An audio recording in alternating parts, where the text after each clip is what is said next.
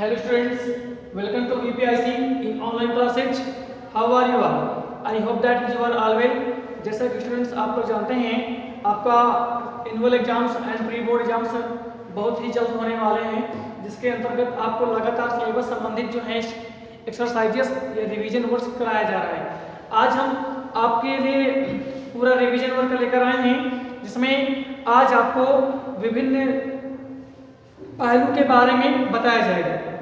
तो चलिए शुरुआत करते हैं, ज़्यादा वक्त न गवाते हुए सीधा टॉपिक में आते हैं अपने। तो सारे क्वेश्चन यहाँ पे हल होंगे आज, यानी पूरे एक्सरसाइज को लगभग प्रयास करेंगे कि हल किया जाए। तो चलिए शुरुआत नंबर 1 पहला क्वेश्चन से। तो लिखा है, पहला क्वेश्चन हमने इनडायरेक्ट स्पीच से लिया है। तो देखिए पहला क्वेश्चन ये है कि the principal said to the peon, the principal said to the peon, यानी प्रधानाचार्य ने चपरासी को बोला, क्या बोला कि bring me a glass of water, यानी मुझे एक गिलास पानी। ये बोला है प्रिंसिपल ने पियोन को। तो क्या होगा, प्रिंसिपल जो है ऑर्डर देगा ना कि भाई मुझे एक गिलास पानी लाओ।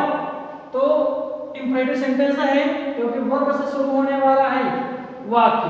जब वर्ब की फर्स्ट फॉर्म से वाक्य शुरू होता है तो वह सेंटेंस जो है इंपरेटिव सेंटेंस का वाक्य होता है। तब ऐसी कंडीशन में सब्जेक्ट के टेंस के अनुसार, यानी टेंस के अनुसार जो है भाव के अनुसार, सेड या सेड टू के स्थान पर ऑर्डर्ड, रिक्वेस्टेड, सजेस्टेड, प्रपोज्ड जो भी इन्हीं लगते हैं। जब यहाँ पर अगर फर्स्ट फॉर्म से जब वाक्य शुरू होता है तो एडवाइज्ड, सजेस्टेड ये सब यूज किए जाते हैं। ऑर्डर्ड, रिव्यूड, धमकी जो भी प्रकट होगा भाव, उसी के अकॉर्डिंग जो है सेड या सेड टू के स्थान पर प्रयोग करेंगे। और इनवर्टेड कॉमा को हटाने के लिए टू का प्रयोग किया जाता है। तो चलिए पहला क्वेश्चन कह रहा है कि प्रधानाचार्य ने पियून को बोला कि मुझे एक गिलास पानी लाओ। तो क्या है, ऑर्डर प्रकट हो रहा है। तब ऐसे कंडीशन में सेड या सेड टू के स्थान पर ऑर्डर का प्रयोग करेंगे। तो आंसर होगा द प्रिंसिपल, सेड टू के स्थान पे हमने लिखा ऑर्डर्ड, द प्यून लिखा, लिख दीजिए तुरंत। और इनवर्टेड कॉमा को हटाने के लिए टू लगाते हैं, लिख दीजिए। अब ब्रिंग लिखा, लिखो। मी को चेंज करेंगे किस पर्सन में, फर्स्ट में। मी ऑब्जेक्टिव है, प्रिंसिपल माना प्रधानाचार्य, को समाना तो ही का ऑब्जेक्टिव हिम, यहाँ पे लिखा हमने हिम। अब क्या बचा है, अ ग्लास ऑफ वाटर लिखा, लिख दीजिए अ ग्लास ऑफ वाटर। ये क्वेश्चन कंप्लीट होता है इसका। अगला क्वेश्चन हमने लिया है, रीता से टू मोहन। रीता ने मोहन को बोला, रीता ने मोहन से कहा, क्या कहा, क्वेश्चन है can you tell me, can you tell me the nearest goddess temple, nearest goddess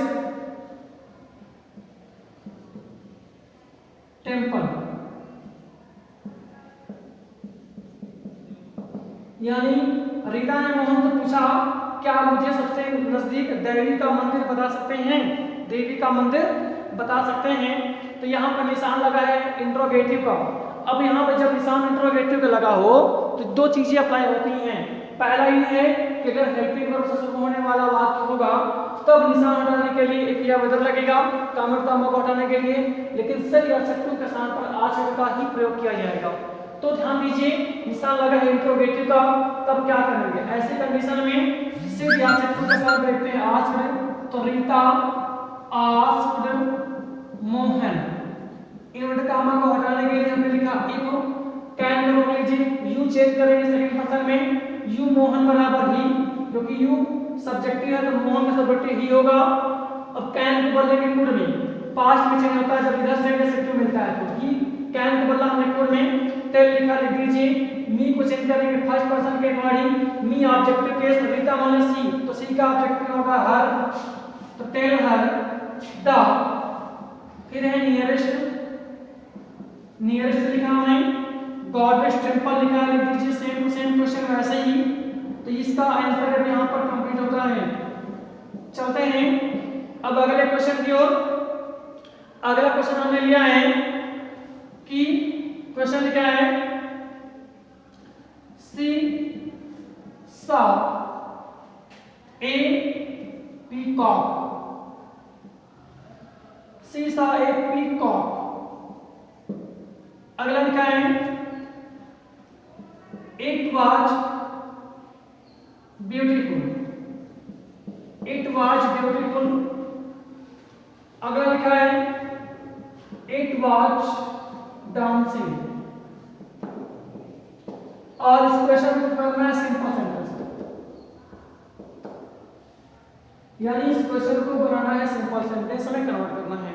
तो क्वेश्चन क्या लिखा है कि ही सा ए पीकॉक, यानी उसने एक मोर देखा। इट वाज ब्यूटीफुल, यह सुंदर था। किसके बारे में बात की जा रही है, मोर के बारे में, कि मोर सुंदर था। ठीक है, ये अगली लाइन लिखी है कि इट वाज डांसिंग, यह नाच रहा था। तो भाई क्या करेंगे, सिंपल सेंटेंस में जब भी क्वेश्चन को हल करते हैं कोशिश यही होती है कि कोई भी वर्ड जो है दोबारा शब्द रिपीटेड ना होने पाए। तो पहले दो को यहाँ पर 3 स्टेप दिए गए हैं, जब 3 स्टेप दिए जाते हैं तो पहले 2 को 1 बना लें, यानी ही सा ए पीकॉक फिर इट वाज ब्यूटीफुल। इस 2 बातों को पहले 1 कर लें फिर आगे जोड़ देंगे। ठीक है, तो इसका आंसर ये होगा, कह रहा है क्वेश्चन उसने एक मोर देखा, यह सुंदर था। तो हम एक लाइन में ये भी बोल सकते हैं ना कि उसने एक सुंदर मोर देखा। क्या बोल सकते हैं कि उसने एक सुंदर मोर देखा। तो क्या लिख सकते हैं इसका ट्रांसलेशन में कि ही saw a beautiful peacock। तो ही saw a beautiful peacock, उसने एक सुंदर मोर देखा। फिर क्या है, इट वाज डांसिंग, यह नाच रहा था। तो क्या करें, डांसिंग, तो ही saw a beautiful peacock dancing, उसने एक सुंदर नाचते हुए मोर को देखा। इसका आंसर ये होगा। चलते हैं अब अगले क्वेश्चन की ओर। अब यहाँ पे 3 क्वेश्चन सेकंड होते हैं। अब अगले क्वेश्चन जो है कॉम्प्लेक्स और कंपाउंड सेंटेंस लेंगे, फिर ट्रांसफॉर्मेशन ऑफ सेंटेंस से लेंगे, फिर करेक्ट सेंटेंस से लेंगे। ऐसा प्रक्रिया आज का होगा जो आपसे संबंधित है। तो चलिए देर न करते हुए शुभारंभ करते हैं अगले क्वेश्चन की ओर। अगला क्वेश्चन लिखा है कि a lion was proud of his strength और he despised the weakness of the mouse। तो a lion was proud of his strength। Question है a lion was proud of his strength।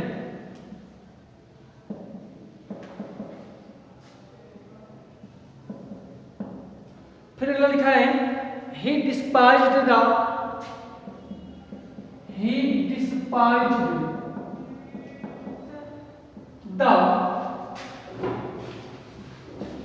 weakness of the mouse। Question कह रहा है और इसको change करना है भाई कॉम्प्लेक्स में। तो ध्यान दीजिए, क्वेश्चन कह रहा है कि a lion was proud of his strength, एक शेर जो है अपनी शक्ति पर गर्व करता था। फिर लिखी है he despise the weakness of the mouse, वह यानी वह चूहे की कमजोरी पर घृणा करता था। डिस्पाइज माना था घृणा करना, ठीक है ना। तो यहाँ पर जो है कंट्रोवर्सी प्रकट हो रहा है, ठीक है। तो ऐसे कंडीशन में हम लोग क्या करेंगे, ऐसे कंडीशन में जो है कंट्रोवर्सी प्रकट होने पर कॉम्प्लेक्स सेंटेंस में तो या आल्दो का प्रयोग किया जाता है। तो और या पेयर कंजक्शन भी लगा सकते हो, आल्दो और दो के साथ येट का प्रयोग भी कर सकते हैं। यानी टोटली जो है कुल मिलाकर के कंट्रोवर्सी प्रकट करने के लिए सारे कंडीशन जो हैं हमने आपको बताए हैं, ठीक है। तो चलिए लेट ना करते हुए इसको आंसर करते हैं। तो इसका आंसर होगा कि दो यद्यपि THOUGH दो a lion was proud of his strength।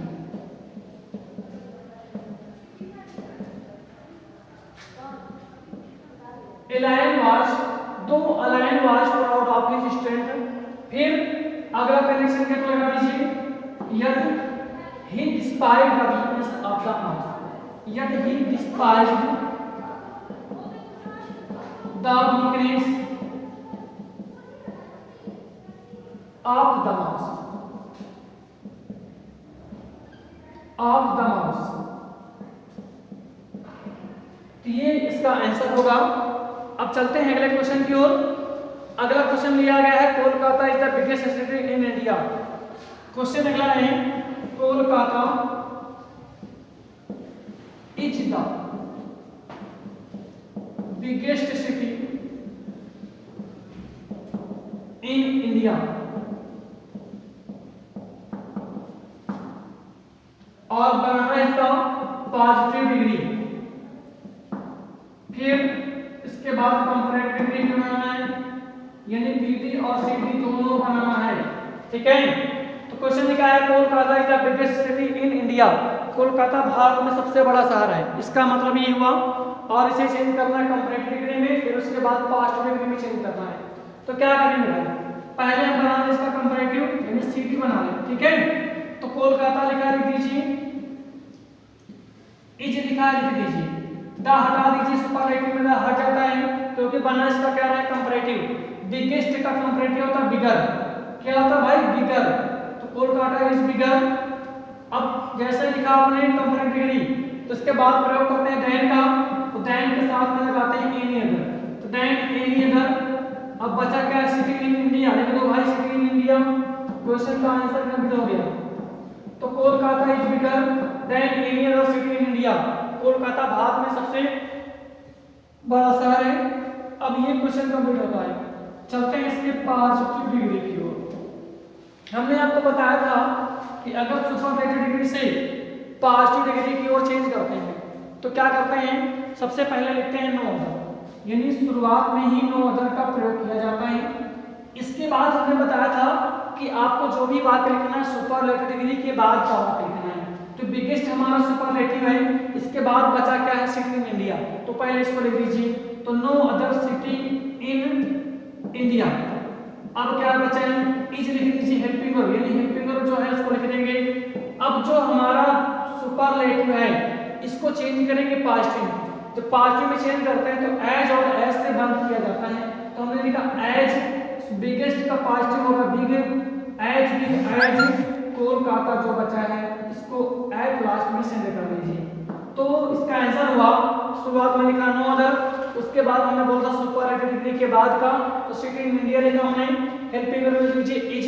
अब किससे बंद करेंगे, एज और एज से, तो एज बिग एज कोलकाता को भेजा एट लास्ट में।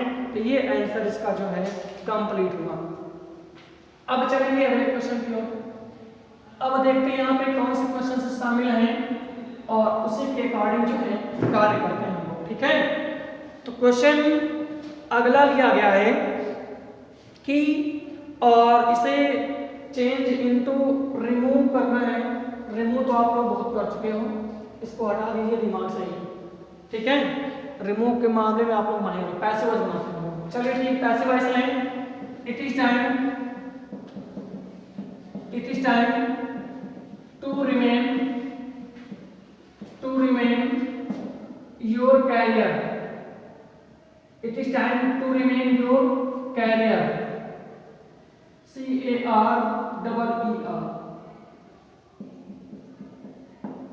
और इसे चेंज करना है पैसिव वॉइस में, इसको जो है पैसिव वॉइस में डन करना है। तो क्या करेंगे भैया, सबसे पहले जो समय लिखा है लिख दो, तो इट इज टाइम लिखा लिख दिया हमने, इट इज टाइम। अब क्या करेंगे, जोड़ेंगे क्या, फॉर। हमने बताया था it is time, it is high time, it is exact time, it is right time. जब लिखा हो कोई भी समय हो तो पहले उस समय को लिख दीजिए आप लोग। तो हमने क्या लिखा, इट इज टाइम। अब इसके बाद क्या लिखेंगे, फॉर। क्या लिखेंगे, फॉर। और उसके बाद लिखा जाता है ऑब्जेक्ट। ऑब्जेक्ट क्या है, योर कैरियर, तो हमने लिखा योर कैरियर। इसके बाद बहुत हमें टू लिखना है, टू के बाद भी जोड़ना है, वर्ब लिखा था तो रिमेन हो जाएगा। It is time for your career to be remain. ध्यान रखना ये क्वेश्चन पेपर में आया बोर्ड एग्जाम में। चलिए ये क्वेश्चन जो है कंप्लीट होता है। अब कुछ करेक्ट द सेंटेंस के क्वेश्चन यहाँ पे आपको मिलेंगे। अगले क्वेश्चन जो भी हैं करेक्ट द सेंटेंस से हमने लिए हैं यहाँ पे। तो चलिए डिले ना करते हुए करेक्ट द सेंटेंस के क्वेश्चन जो हैं हम आपको देते हैं और उनका आंसर आपको देना है।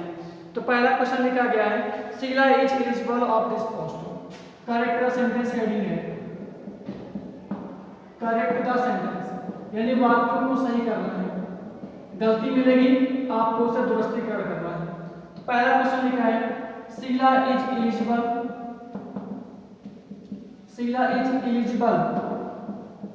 Of this post. इसको सही करना है। शीला इस पद की योग्य है। तो एलिजिबल के साथ प्रीपोजिशन ऑफ नहीं लगता, फॉर लगाया जाता है। तो यहाँ पे फॉर सही होगा, ऑफ का प्रयोग नहीं किया जाएगा। अगला क्वेश्चन लिखा गया है this is the easiest of the two, और इसमें गलती आपको करना है this is the easiest of the two. तो ध्यान रखिए दो लोगों के लिए कंपैरेटिव डिग्री का प्रयोग करते हैं। यहाँ पे लिखा है टू माने दो, और दो लोगों के लिए क्या लगाते हैं कंपैरेटिव डिग्री का प्रयोग। तो इजीएस्ट नहीं होगा, ये सुपरलेटिव है। तो यहाँ पे इसका आंसर होगा दिस इज इजीएस्ट हो जाएगा। दिस इज इजीएस्ट द हटा दीजिए क्योंकि द का प्रयोग सुपरलेटिव डिग्री के पहले होता है। तो दिस इज इजियर फिर ऑफ द टू हो जाएगा इसका answer. This is easier of the two, ये इसका सही आंसर होगा। अगला क्वेश्चन लिखा है he is not such a boy that I expected. तो अगला क्वेश्चन है he is not such a boy, he is not such a good boy that I expected और इस क्वेश्चन में गलती लिखी है, आपको इसको सही करना है। तो लिखा है he is not such a good boy that I expected. तो हमने आपको बताया था सेम और सच के साथ रिलेटिव प्रोनाउन दैट का नहीं सिर्फ एज का प्रयोग होगा। यानी रिलेटिव प्रोनाउन सेम और सच के साथ एज का प्रयोग किया जाता है। इस चीज को आपको ध्यान रखना है। तो आज की वीडियो में इतना ही। नेक्स्ट वीडियो में इसी के आगे का आपको पढ़ाया जाएगा। फिर मिलते हैं नए वीडियोज में, तब तक के लिए सी यू लेटर।